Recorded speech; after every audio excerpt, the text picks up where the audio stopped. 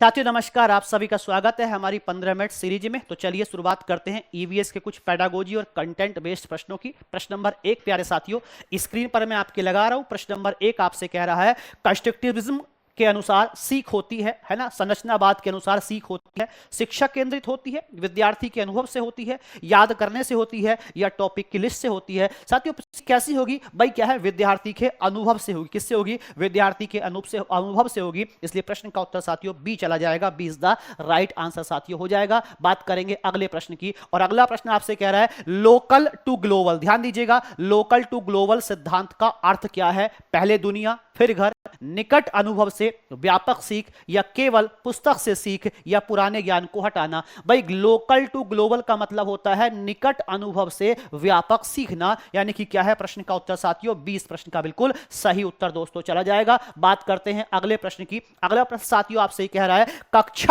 कक्षा में विभिन्न प्रकार के वाहन, कक्षा में विभिन्न प्रकार के वाहन, चित्र या मॉडल लाकर समूहों में वर्गीकरण कराया जाए। कक्षा में विभिन्न प्रकार के वाहन या लाकर समूहों में उसका वर्गीकरण करें। यह किसका उदाहरण है? यह किस पद्धति का एग्जाम्पल है? प्रोजेक्ट आधारित अधिगम है, मौखिक शिक्षण है, खेल आधारित अधिगम है, या स्मृति आधारित अधिगम है? साथियों कक्षा में चित्र या मॉडल को लाकर क्या है उसका समूह वर्गीकरण किया जाएगा। यह कौन सी पद्धति हो सकती है? सर यह पद्धति है प्रोजेक्ट आधारित क्या है, एक अधिगम है। इसलिए प्रश्न का उत्तर साथियों ए सही उत्तर चला जाएगा दोस्तों। अगला प्रश्न आपसे कह रहा है बच्चे ट्रैफिक लाइट का रोल प्ले करते हैं। बच्चे ट्रैफिक लाइट का रोल प्ले करते हैं। लाल पीला हरा, लाल पीला हरा, यह किस कौशल का विकास करता है? यह कौन से कौशल का विकास करता है? क्या यह संवेगात्मक कौशल है, सामाजिक व्यवहारिक कौशल है, नाट्य और संप्रेषण कौशल है, या उपरोक्त सभी हैं? साथ ही संवेगात्मक कौशल है, सामाजिक व्यवहारिक कौशल है,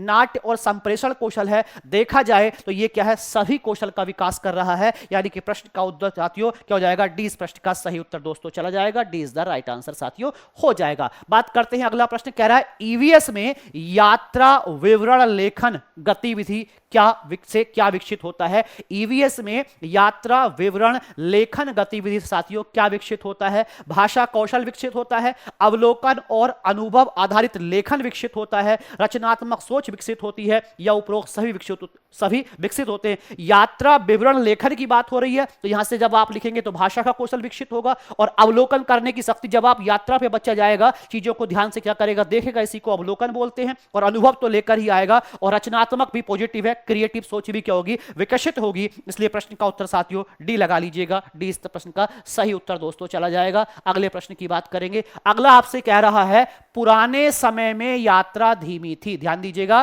पुराने समय में यात्रा धीमी थी और आज कैसी हो गई है? ये यात्रा आज तेज हो गई है। ठीक है, इस अवधारणा को समझाने के लिए उपयुक्त साधन कौन सा है? इस कंसेप्ट को समझाने के लिए कौन सा अच्छा साधन है? व्याख्यान विधि है, टाइमलाइन और चित्र की तुलना की जाए, प्रश्नोत्तरी की जाए, या केवल कहानी? भाई पुराने समय में यात्रा धीमी थी, वर्तमान में क्या हो गई है, तेज हो गई है। इसका मतलब पुराने समय और वर्तमान समय में यात्रा के साधन क्या हो चुके हैं, बदल भी चुके होंगे। इसलिए सबसे अच्छा तरीका है कि टाइमलाइन और चित्र के माध्यम से क्या करें, इसकी तुलना करा दी जाए। इसलिए प्रश्न का उत्तर साथियों 20 सही उत्तर होगा दोस्तों। अगला से कह रहा है बच्चे अपने अपने गांव शहर आने जाने के साधनों का सर्वे करते हैं। ठीक है, यह केवल एक होमवर्क है, यह एक जांच गतिविधि है, यानी कि असेसमेंट है, यह अन्वेषण आधारित अधिगम होगा, यानी कि इंक्वायरी बेस्ड लर्निंग होगी, या यह परियोजना का निष्कर्ष होगा। बच्चे अपने गांव या शहर आने जाने के साधनों का सर्वे कर रहे हैं, तो यह कैसा है? इसका मतलब वो क्या कर रहे हैं,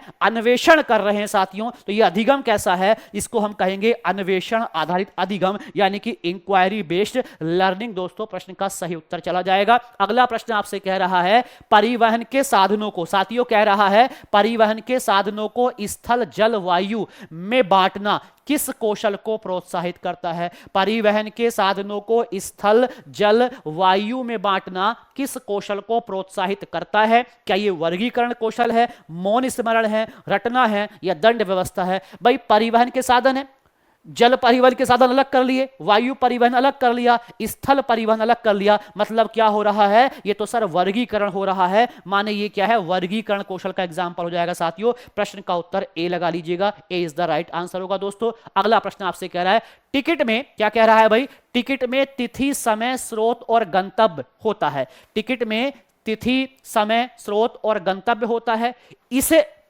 इसे सीखने का सर्वोत्तम तरीका क्या है, इसको सीखने का सबसे अच्छा तरीका बताइए क्या है। ए कह रहा है असली टिकट दिखाना और पढ़वाना, केवल बुक का उदाहरण देना, रटवाना या लिखित परीक्षा। भाई टिकट में तिथि है, समय है, स्रोत है और गंतव्य, तीनों चीजें होती, चारों चीजें होती टिकट के अंदर छपा होता है। तो इसे सीखने का सबसे अच्छा तरीका क्या है, असली टिकट दिखाइए, उसे पढ़वा दीजिए, केवल बुक का उदाहरण दे दीजिए या रटवाइए या लिखित परीक्षा। भाई सबसे अच्छा क्या होगा, असली टिकट क्या करिए, दिखाइए और उसे पढ़वा लीजिए। इससे क्या होगा, आपको चीजों के बारे में अच्छा पता लगेगा दोस्तों। प्रश्न का उत्तर ए बिल्कुल सही उत्तर चला जाएगा साथियों। अगला कह रहा है बच्चों को दिशा, पूरा, पश्चिम आदि समझाने का सबसे प्रभावी तरीका बताइए क्या होगा। क्या केवल पुस्तकों से पढ़ाना है, कक्षा में ग्लोब को घुमा दीजिए, मैदान में सूर्य देखकर दिशा गतिविधि कराना है या रटवाना है। भाई सूर्य दिखाइए, सूरज हमेशा पूरब से निकलता है, तो पूरब से निकल जिस तरफ आपका मुंह होगा वो पूरब है, जिस तरफ आपकी पीठ होगी वो पश्चिम है ना, इस प्रकार से दिखाइएगा। इसलिए प्रश्न का उत्तर सी, यानी कि क्या है, इसमें गतिविधि हो रही है, तो ये क्या है, गतिविधि आधारित अधिगम जहां पर भी आएगा वो पॉजिटिव वर्ड होगा, वही सही लगा दीजिएगा। अगला प्रश्न कह रहा है स्थान ज्ञान विकसित करने हेतु कौन सी विधि सबसे अच्छी है। स्थान ज्ञान विकसित करने हेतु कौन सी विधि सबसे उपयुक्त है। ब्लैक बोर्ड ड्राइंग, स्थानीय क्षेत्र भ्रमण यानी कि फील्ड विजिट, मौखिक याद करवाना या डिक्टेशन। बताइए कौन है। स्थान ज्ञान विकसित करने के लिए सबसे अच्छी विधि कौन सी है। भाई सबसे अच्छी विधि क्या है कि आप क्या करवाइए, भ्रमण पर लेके जाइए, घुमाने ले जाइए, ये सबसे अच्छी विधि है, क्योंकि इसमें क्या होता है, वास्तविक अनुभव मिलते हैं, अवलोकन शक्ति का विकास होता है। प्रश्न का उत्तर भी चला जाएगा दोस्तों। अगला कह रहा है मानचित्र का उपयोग बच्चों में किस कौशल को विकसित करता है। मैप का उपयोग बच्चों में किस कौशल को विकसित करता है। क्या यह स्थानिक कौशल होगा, केवल स्मृति कौशल होगा, श्रवण कौशल होगा या संगीत कौशल होगा। बच्चों में मैप आधारित क्या है, मैप बच्चों में कैसे कौशल का उपयोग करेगा। भाई ये तो क्या है, स्थानिक कौशल। क्या है, स्थानिक कौशल का दोस्तों क्या करेगा, उपयोग करेगा। इसलिए प्रश्न का उत्तर साथियों ए इस प्रश्न का बिल्कुल सटीक उत्तर होगा दोस्तों। अगला प्रश्न आपसे ये कह रहा है, जो 14 कह रहा है उत्तर दिशा बताओ गतिविधि बच्चों में क्या विकसित करेगी या क्या विकसित करती है। एक दिशा के बारे में बात हो रही है। केवल अनुमान और अवलोकन कौशल को विकसित करेगी, केवल याद करने की शक्ति को विकास करेगी, बोलने की क्षमता को विकसित करेगी या गणितीय गणना कौशल विकसित करेगी। उत्तर दिशा बताओ, तो ये तो क्या है, उत्तर दिशा मतलब आपको बताना है, अनुमान लगाना है किस तरफ होगी, है ना। और अवलोकन, अनुमान लगाना है और आपको देखना है किसको, सूरज को देखिए, या सॉरी माफी चाहते हैं ध्रुव तारे को देखिए, वो कहां होता है, उत्तर में होता है। तो प्रश्न का उत्तर साथियों ए हो जाएगा। ए इस प्रश्न का बिल्कुल सटीक उत्तर चला जाएगा साथी। अगले प्रश्न की बात करेंगे साथियों। अगला कह रहा है प्रतीक और संकेत, ध्यान दीजिएगा, प्रतीक और संकेत सिखाने के लिए कौन सा तरीका बेहतर है। प्रतीक और संकेत सिखाने के लिए कौन सा तरीका बेहतर है। ट्रैफिक चिन्ह कार्ड गेम का यूज करें, पैराग्राफ पढ़वाइए, डिक्टेशन दीजिए या परीक्षा। भाई सबसे अच्छा तरीका है ट्रैफिक चिन्ह कार्डों का क्या करें, हम इस्तेमाल करें, और ये सबसे अच्छा क्या होगा, तरीका होगा। प्रश्न का उत्तर साथियों ए इस प्रश्न का बिल्कुल करेक्ट आंसर दोस्तों चला जाएगा। ए इस राइट आंसर होगा। अगला कह रहा है नदी, सड़क, पुल आदि चिन्ह पहचानने का कौशल क्या कहलाता है। नदी, सड़क, पुल आदि चिन्ह पहचानने का कौशल क्या कहलाता है। स्थानिक जानकारी व प्रतीक व्याख्या कौशल कहलाता है, केवल पढ़ने का कौशल कहलाता है, नाट्य कौशल कहलाता है या साथियों श्रवण कौशल कहलाता है। भाई नदी, सड़क, पुल आदि के जो चिन्ह है उनको पहचानने का कौशल दोस्तों क्या है, ये स्थानिक जानकारी और प्रतीक व्याख्या कौशल कहलाएगा। क्या हो जाएगा, प्रतीक व्याख्या कौशल। प्रश्न का उत्तर साथियों ए चला जाएगा। अगला प्रश्न आपसे कह रहा है जानवर भी जीवित प्राणी हैं, यह अवधारणा किस क्षेत्र से संबंधित है? जानवर भी जीवित प्राणी हैं, यह अवधारणा किस क्षेत्र से संबंध रखती है? संज्ञानात्मक है, भावात्मक है, मनोदैहिक है या भाषिक है? भाई ये कैसी है?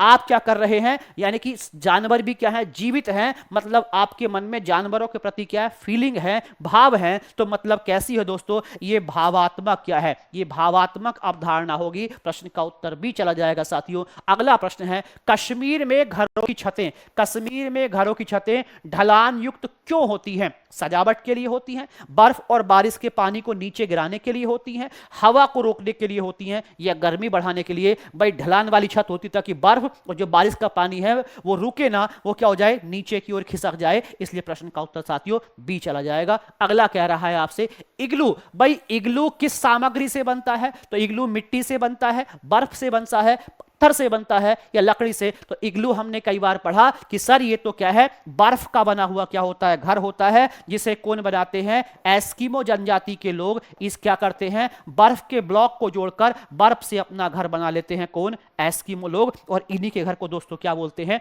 इग्लू कह दिया जाता है साथियों। बात करेंगे अगले प्रश्न की। अगला कह रहा है, बांस से बने घर अधिकतर कहां मिलते हैं?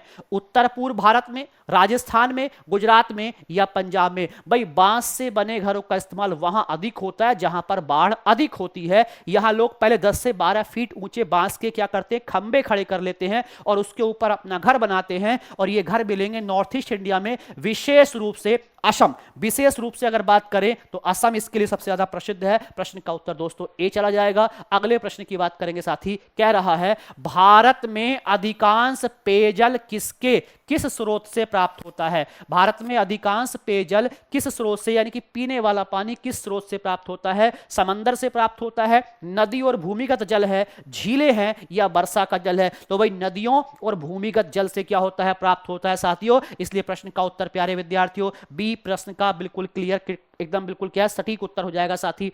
अगला प्रश्न आपसे क्या कह रहा है, जल चक्र में वाष्पीकरण के बाद अगली स्टेज कौन सी होती है? संघनन या कंडेंसेशन होती है, पिघलना है, जमना है, अपघटन है। जब पानी का भाप बनता है, यही भाप ऊपर जाके क्या होती है, बूंदों के रूप में परिवर्तित हो जाती है। और साथियों बूंदों के समूह को क्या बोलते हैं? बूंदों के समूह को क्या कहा जाता है? बादल कहा जाता है। और इस प्रक्रिया यानी कि जो क्या है, भाप है, वाष्प का क्या है, द्रव या ठोस में परिवर्तित होना ही क्या कहलाता है? संघनन कहलाता है या कंडेंसेशन कहलाता है। इसलिए प्रश्न का उत्तर साथियों ए बिल्कुल सही उत्तर चला जाएगा दोस्तों। अगला कह रहा है, सेम रिपीट हो गया है, प्रश्न का उत्तर सेम ही हो जाएगा। चलिए नेक्स्ट प्रश्न की बात करेंगे। जड़ों का मुख्य काम क्या है? दोस्तों आपसे पूछा गया, जो जड़ होती हैं, जड़ों का मुख्य काम क्या है? पत्तियों को बनाना है, पानी और खनिजों का अवशोषण करना है, फल को पकाना है या बीज को उड़ाना है? भाई जड़ों का काम पूछा गया है। जड़ों का काम तो पौधे को तो मजबूती देना है, लेकिन क्या है, पानी और जो खनिज पदार्थ है उनको अवशोषित करके क्या करना है,